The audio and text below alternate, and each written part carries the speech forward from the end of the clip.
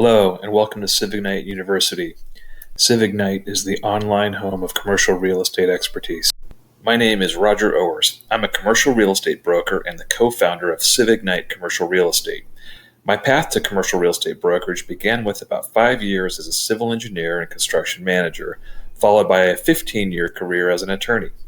In my law practice, I focused on real estate law, construction law, and Indian law. I now use the experience gained in these professions to help my commercial real estate clients in a wide variety of transactions. I also enjoy sharing some of this experience with you in these videos. Letters of intent are short documents that outline the basic terms of a deal between two parties. They are used quite commonly in commercial real estate and land transactions. In this video, I'm going to offer 3 keys to success for letters of intent. The purpose of a letter of intent, also known as an LOI, is to boil down the basic deal terms. And these deal terms are primarily business in nature, not so much legal in nature. Legal terms are going to be dealt with in the substantive document that will follow the letter of intent. Examples of substantive documents include a lease or a purchase and sale agreement or something like that. If the business term is important to you, make sure it gets in the letter of intent. Don't rely on some sort of a sidebar conversation or an understanding of how the document will be interpreted. If it's important to you, get it in the LOI. Some examples of what these important business terms are include the following. The price, of course, or the rent rate, or the term. How long will this lease be? Other examples are going to be specific to your particular business. For instance, if you want to buy land, do you have the right to the minerals on the property? Or if you're going into a lease space as a commercial tenant, do you have the exclusive use of your particular business? For example, are you allowed to be the only restaurant in that strip center? Or if you are in a business situation and you have a lot of customers that come to your location, the parking is going to be very important to you. You want to make sure that you have enough parking in the center for your customers as well as your employees.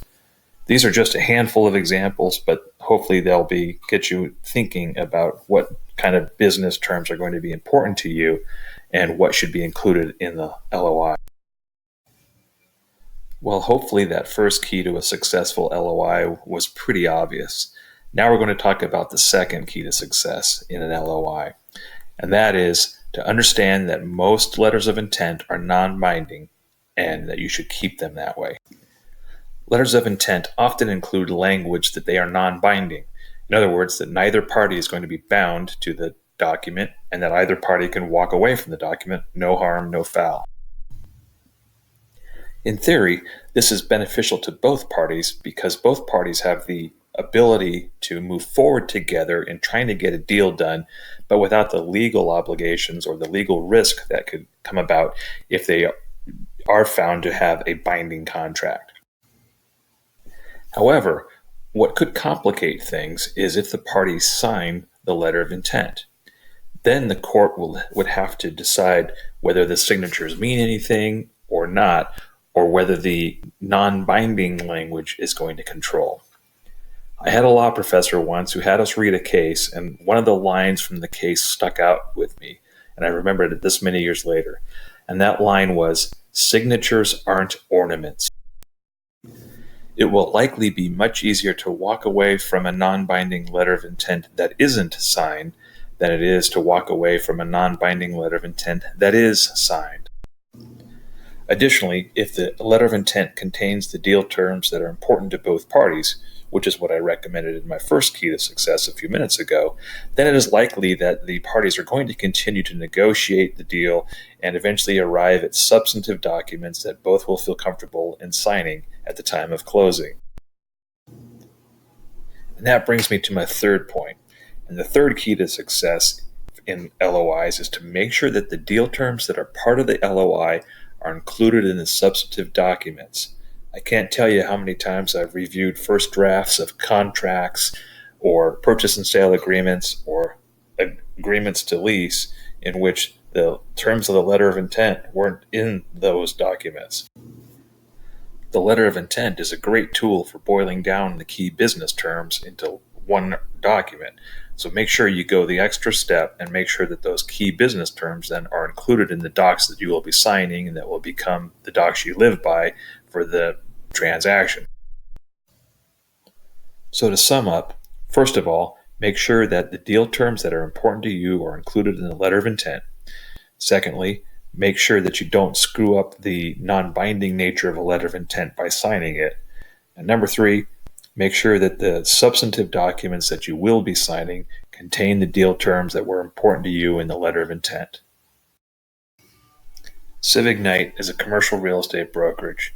We serve commercial real estate buyers and sellers, investors, and commercial tenants throughout the United States, including projects in Indian country. You can find more information related to commercial real estate, along with more videos similar to this one, at our website, www.civignite.com. Due to an increasing demand for our services, Civignite is actively recruiting highly skilled and experienced commercial real estate professionals. Contact us on our website to learn more. Also, if you would like Civignite to help you buy, sell, or lease commercial real estate, please contact us on our website. If you like this video, please give it a thumbs up. Add any comments below. And please subscribe to our YouTube channel. Thank you for watching. This presentation is for general information purposes only. It is not to be construed as providing any advice, whether legal, real estate, tax, or otherwise.